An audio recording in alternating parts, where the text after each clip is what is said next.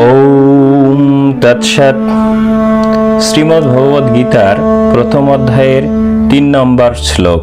পশ্যৈতাং পাণ্ডুপুত্রাণামাচার্য মহতিং চ মুম व्यूढां द्रुपदपुत्रेण तव शिष्येण धीमता। पश्यैतां पाण्डुपुत्राणामाचार्य महतीं च मूं व्यूढां द्रुपदपुत्रेण तव शिष्येण সুধীবৃন্দ, এই শ্লোকটির ভাবার্থ আমার কাছে এইরূপ। যখন যুদ্ধ শুরু হয়ে গেছে কুরুক্ষেত্রের ময়দানে, তখন দুর্যোধন পাণ্ডবদের সৈন্যদলকে বহু আকারে সজ্জিত দেখে বা যুদ্ধের জন্য প্রস্তুত দেখে যেন তার গুরুদেবকে অর্থাৎ দ্রোণাচার্যকে ভৎসনা করে বলছেন, দেখুন পাণ্ডুপুত্রদের আচার্য, এই বিশাল সেনাকে দেখুন, যা বহু আকারে স্থাপিত করেছে দ্রুপদ পুত্র দৃষ্টদ্যুম্ন, যে আবার আপনার ওই বুদ্ধিমান শিষ্য। ঘটনার প্রেক্ষাপট: কুরুক্ষেত্রের যুদ্ধ শুরু হওয়ার ঠিক আগে দুর্যোধন তার গুরু দ্রোণাচার্যের কাছে গিয়ে বলছে, সে দূর থেকে দেখে যে পাণ্ডবদের সেনাবাহিনী খুব সুন্দরভাবে যুদ্ধের জন্য সাজানো, আর এই সেনাবাহিনী সাজিয়েছে দৃষ্টদ্যুম্ন। দৃষ্টদ্যুম্ন দ্রোণাচার্যেরই শিষ্য ছিলেন এবং তিনি আবার দ্রোণাচার্যকে বধ করার সংকল্প নিয়ে জন্মগ্রহণ করেছিলেন। অর্থাৎ যে ছাত্রকে তিনি শিক্ষা দিয়েছিলেন, যুদ্ধবিদ্যা শিখিয়েছেন, সেই ছাত্র আজ তারই বিরুদ্ধে সেনাবাহিনী সাজিয়েছে। তাই যেন দুর্যোধন একটু ইঙ্গিত দিয়ে গুরুকে বলছেন, দেখুন আচার্য, আপনার ওই শিষ্য আজ আমাদের বিরুদ্ধে সেনা সাজিয়েছেন। দুর্যোধন শব্দটি সংস্কৃত থেকে এসেছে এবং এর উৎপত্তিগত অর্থ বিশ্লেষণ করলে আমরা পাই দূর, অর্থাৎ কঠিন, দুষ্কর বা দুর্লঙ্ঘ। আরেকটি শব্দ হলো যোধন, যুদ্ধ করা,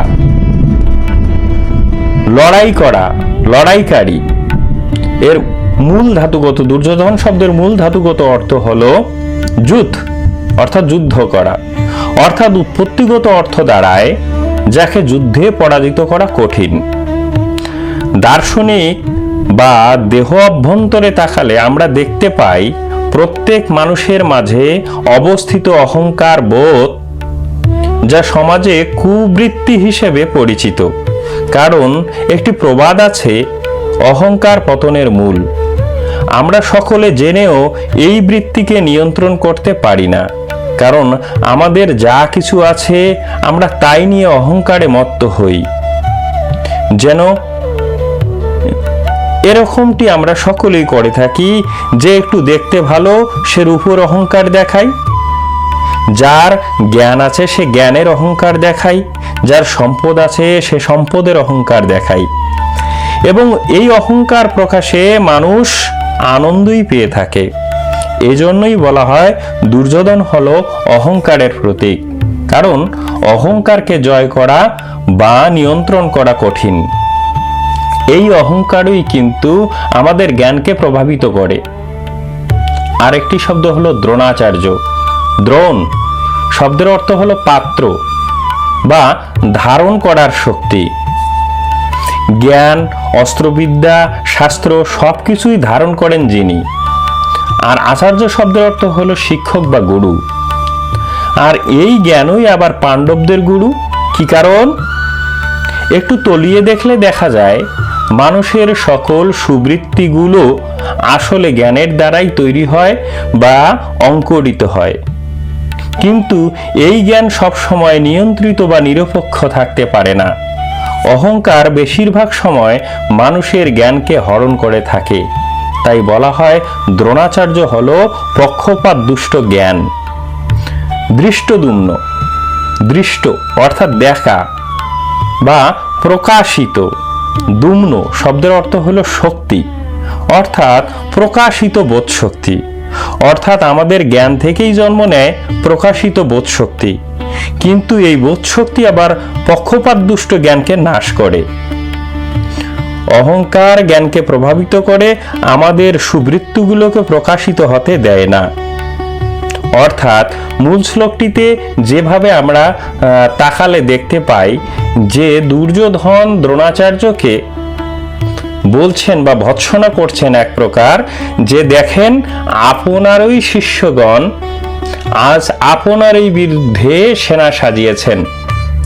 সুধীবৃন্দ, অর্থাৎ যখন মানুষের মাঝে বা আমাদের মাঝে বোধ শক্তি বা শুভ শক্তির উদয় হয়, শুভ শক্তি প্রস্ফুটিত হয়, তখন আমাদের অহংকার জ্ঞানকে বা পক্ষপাত দুষ্ট জ্ঞানকে সজাগ করে দিয়ে থাকেন, সজাগ করে দিয়ে তাকে নিউট্রাল হতে কিংবা নিয়ন্ত্রিতভাবে সঠিকটা বেছে নিতে বাধা প্রদান করে আমাদের অহংকার। তাই আমরা মূল শ্লোক থেকেই এটা দেখতে পাই যে আমাদের অহংকার আমাদের ভিতরের সঞ্চিত জ্ঞানকে অর্থাৎ পক্ষপাত দুষ্ট জ্ঞানকে প্রভাবিত করছে, সে যাতে সুবৃত্তিগুলোকে মানুষের মাঝে বা আমাদের মাঝে প্রস্ফুটিত হতে না দেয়। সুধীবৃন্দ, কুরুক্ষেত্র যুদ্ধ শুধু বাহিরের একটি যুদ্ধ নয়, এটি প্রতিটি মানুষের মাঝে প্রতিটি ক্ষণ প্রতি মুহূর্তে ঘটে যাওয়া এক অনন্ত যুদ্ধ, যা মানুষের মাঝে জন্ম থেকে মৃত্যু পর্যন্ত চলতে থাকে। ওম শান্তি।